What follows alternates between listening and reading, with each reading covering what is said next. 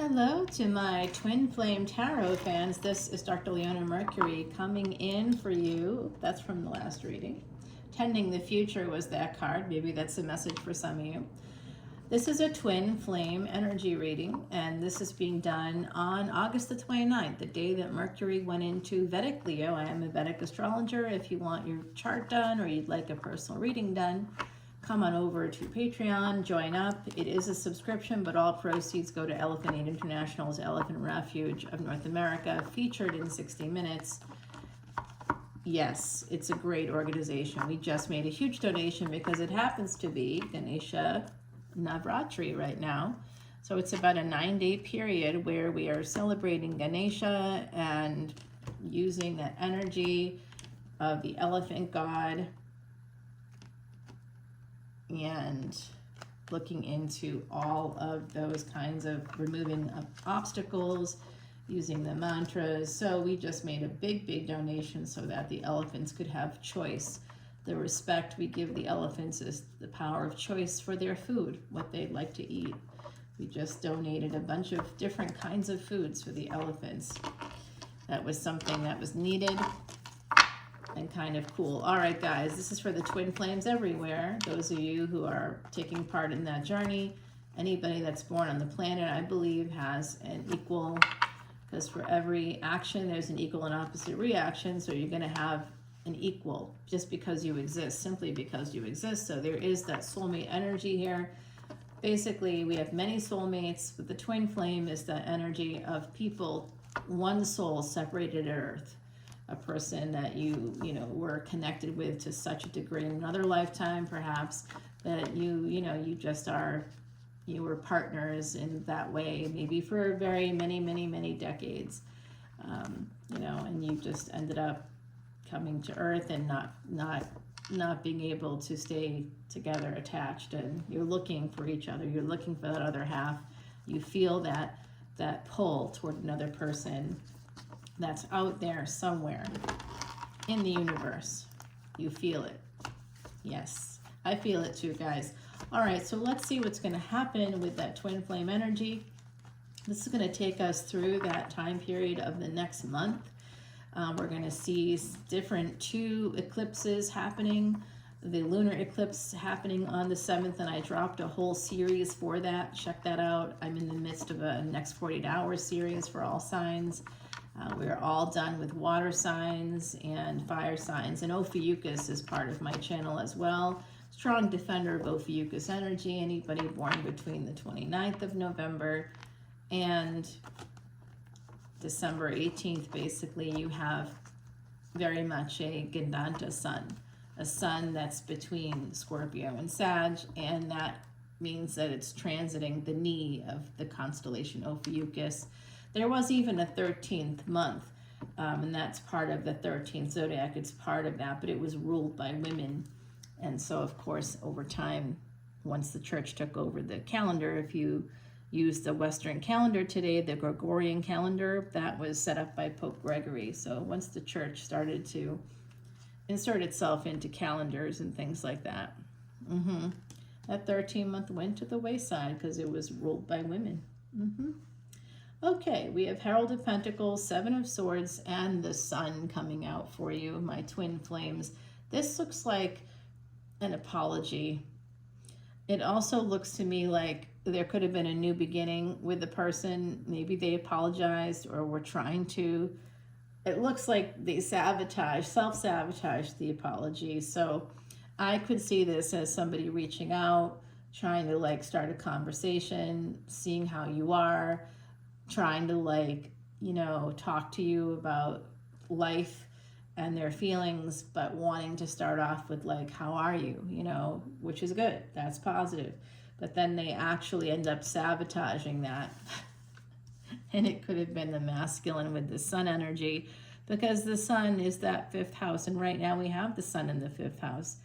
And you can actually see that with your telescope if you could look directly at the sun. And if you can't, what you can do is use anything like a special astronomy equipment, but you could also use an astronomy app and it will show you that. not astrology, astronomy. Astrology is based, tropical astrology is based on fixed calendar dates. The sun goes here on this date and there on that date. But that absolutely, again, is part of a homogenization of astrology, taking it out of science, the science-based stuff, which is the Vedic, and sidereal is science-based. Okay, so this is looking like there was this relationship here where somebody was very, very happy, and there was a new beginning, but then somebody sabotaged it, and I think through communication. Now, with Mercury moving into Leo today and being there for about the next 3 weeks, we're going to see this energy of a conjunct Ketu with Mercury and the Sun. Now, just having Mercury and Sun together by itself is a wealth-giving yoga, but with Ketu there could be a blind spot, there could be something, some detachment from wealth. Yes, because wherever the Sun is in your chart, that's where you can find billions and even up to trillions of dollars. So it could be Mercury in Leo coming in conjunct with the Sun at the time. This doesn't always happen, you know, where the Sun is there at the same time. And so that is like a major wealth-giving yoga with Ketu there. If you have a strong Ketu in your chart, Ketu can be a kingmaker. So, you know, whether it's winning a court case, winning, you know, the battle with your HOA, winning something, an argument in the family, maybe you want to have the Christmas party on this date and someone else wants to have something on that date and you end up getting the date you want. It could be something small or something big. It could even be winning the lottery, but there's a lot of things that can happen during this transit. And what I see here is somebody wanting to have that victory, wanting to win this relationship lottery here with the Ace of Pentacles and Eight of Pentacles. It could be a person. In fact, it could be a person you worked with. This relationship could have started in the workplace somehow. And if it didn't start in the workplace, you may have met while one or both of you were working. You know, through maybe you were traveling for work, or like I had moved to a certain city and I was working in that city. I opened an office in like another city. I had to close it about 2 years later. But that's okay, you know, it was a really great experience and I loved working in that city. And then while I was in that city, of course, I met a lot of people while I was working there. So it could be something like that. You know, you may not be actively working at that moment, but you may be there because of work. You know, so you could be there while you're at a conference, or, you know, when you meet somebody while you're out at a bar. You know, you might not be working while you're at the bar, but you're only there because of work. So it could be something like that too. And here is that Ace of Pentacles. Wow, this has been coming out. Some of you have a big idea, twin flames. My twin flame is out there, fellow twin flames. You have a big idea, and it's going to really, really help you with your work. You're going to make a lot of money. I'm seeing a lot of money here. Someone's about to make bank. So maybe that's when you finally have the means to meet your twin flame or to make it work. Some of you already know who this person is. You believe you know who it is. I don't know how I feel about all that. I think the twin flame narrative is super toxic, right? You've got the runner and the chaser. In psychology terms, we call that the distancer, the pursuer, distancer dynamic. And there's always that exhausted pursuer. Like it leads to divorce. It's the number one reason, besides obviously affairs and money. But those two things are connected to somebody being the exhauster pursuer, believe it or not. That's from the Gottman Institute. You can check that out yourself. They have a lot. Drs. John and Julie Gottman. They're the gold standard in any kind of couples therapy. All right, guys. Yeah, it's called the Four Horsemen of the marriage apocalypse, basically. So here's an emperor coming in for this relationship. But I don't understand what the sabotage is. I think someone might have been trying to apologize.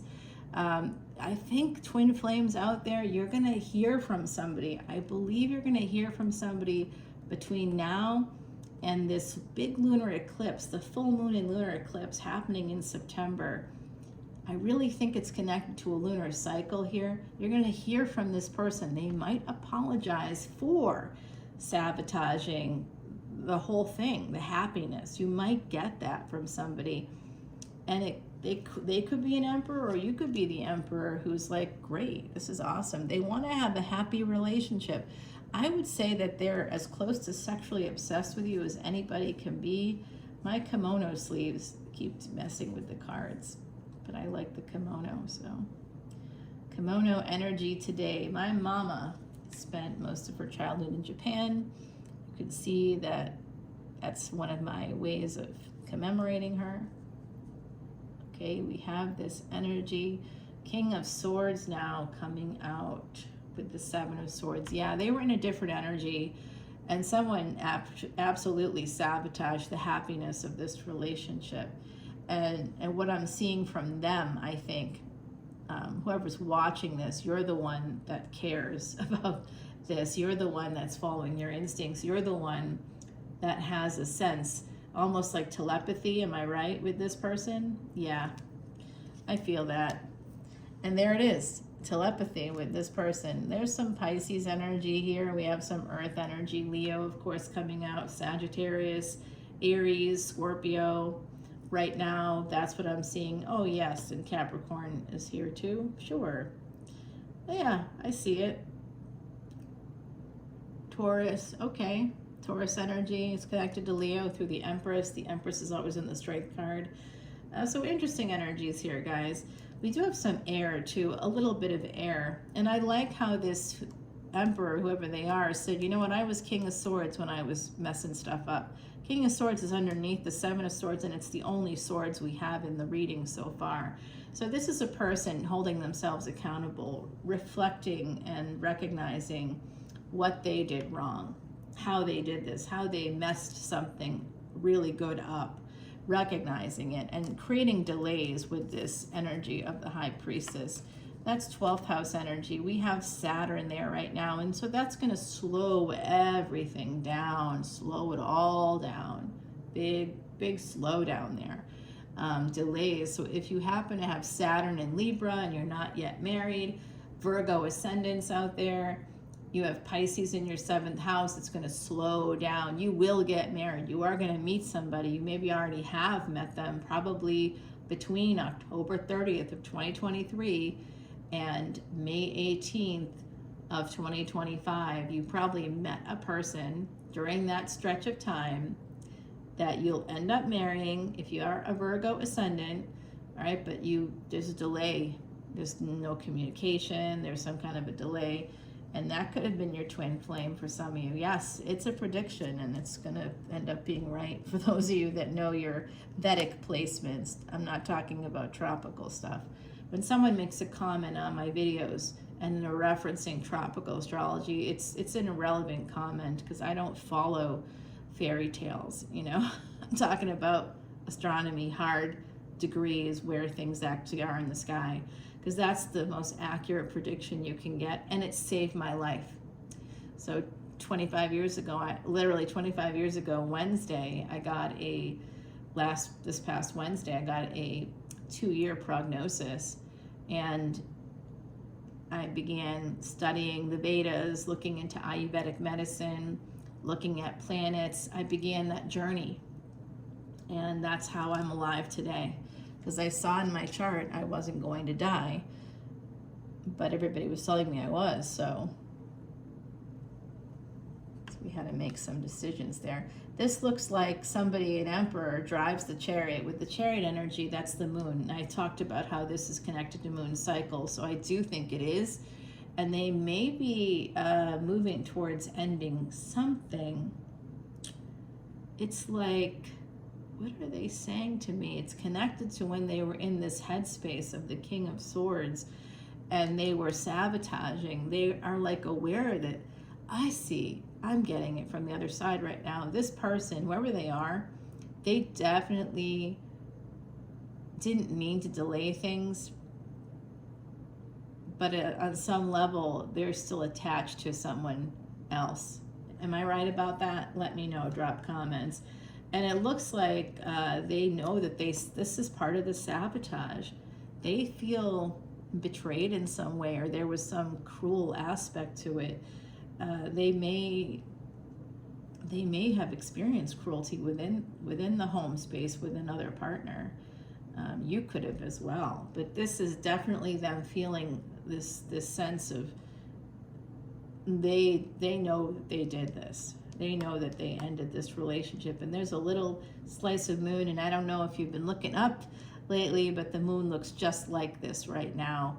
So this is a person that's right now today thinking exactly this. I messed up in a big, big way, and I want to fix it. I'm not going to come in as a page. There's an apology coming your way, or some kind of an effort towards a new beginning. But I am going to warn you that this person's an emperor and they're coming in as a knight.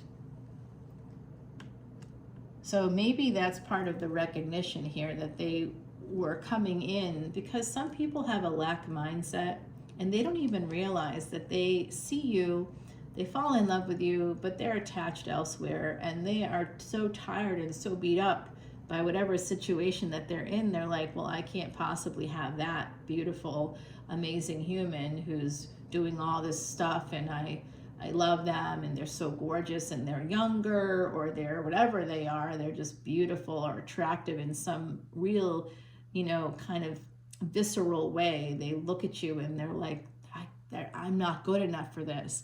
I'm only good enough to be a temporary. I'm like a placeholder. I'm the option. They're gonna treat you like an option, but it's because they think that they are not good enough to be with you. And so there could be some of that happening. This person's an emperor, though. They should know better. It looks like it could be because of anxiety. Again, now we're getting the swords, right? They're up in their head thinking about stuff that they got problems. I don't know what's going on there. They need a therapist is what I'm seeing. And that's not an insult. That's actually a really good piece of professional advice there on a channel that's only for entertainment and education purposes. So you can go talk to a therapist if you feel that any of this energy is connecting with you. But this person definitely, because of their anxiety, this hermit energy is them showing me that they may be coming out of a dark cave where they didn't see how their behavior contributed to everything, and that they were the hidden enemy for this relationship, and that's what created the third party energy. Because let's say you meet somebody, and even if you're attached, even if you're married, and you see someone that you really kind of fall in love with, right? You fall in love with this person. I'm not going to ask the questions about why or the circumstances. I mean, that's up to you. I'm not your babysitter, right? It's a twin flame situation. You're going to meet in the middle probably. You'll probably be attached to somebody else. Partnership does not mean that you're a prisoner. You should have the ability to say, I'm not happy, and leave a partnership and move on to something or someone that does make you happy, right? Another situation, another house, another apartment, another trailer, a tiny home, whatever it is, a houseboat. I don't care where you live. Live in one of those weird little pods that Tesla is making. I just saw that. Hey, I don't care. Go live on the moon. Whatever, just go have a good life, you deserve it. We all do, all human beings do. So this is that energy of karmic debt. And part of paying that karmic debt is recognizing that we create psychological prisons with the Nine of Swords for ourselves. And we're the ones, that's kind of like the concept of hell, and that it's because we created ourselves by just believing this is what we deserve and this is where we should be, when in fact heaven is like the next door down. We just won't even see that door. We're like, I can't even open that door. It's against them's the rules. I got to stay here. No, you don't actually. You can do anything you want. And once you get past that mindset, that lack mindset, everything starts to fall into place, especially for those that have that twin flame energy. You know who you are, light workers listening to me right now. I feel you. Yeah, so this person's going to step up a little bit because they're realizing that this didn't have to be third party, that they made it that way because of their own insecurity, because of their own anxiety. They self-sabotaged. And now here you come saying, oh, that's nice. I'm still going to create some boundaries because you've still messed up before, and I just have to make sure that this isn't going to be another cluster F. You know what I mean? I see that some of you have had a relationship with this person and it was really bad. Some of you are creating boundaries and saying, not until we're married. You know, if you're coming at me again, it better be to have a higher level of commitment. You're like wanting that higher level of commitment with this person, or you're just not going to entertain it. That's the boundary. And also saying to this person, if you're still married, the answer is no.